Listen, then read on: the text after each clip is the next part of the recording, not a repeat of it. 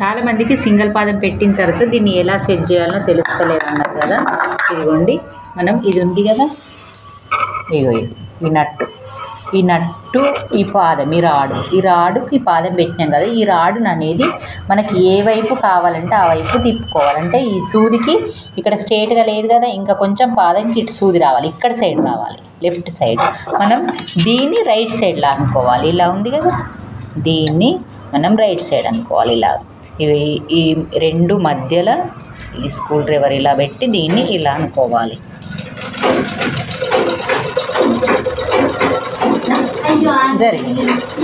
జరిగేసరికి ఇక పాదంకు స్ట్రేట్గా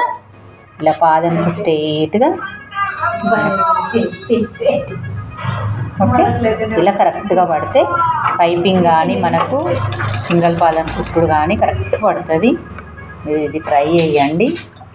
మళ్ళీ మనం డబుల్ పాదం పెట్టిన తర్వాత మనకి ఇది సేమ్ మళ్ళీ సెట్ చేసుకోవాలి, లేకపోతే ఈ పాదం మీద కుట్టు పడుతుంది అన్నట్టు. అంటే సూది ఇరిగిపోతుంది. అలా పడకుండా మనం ఇలా సెట్ చేసుకోవాలి.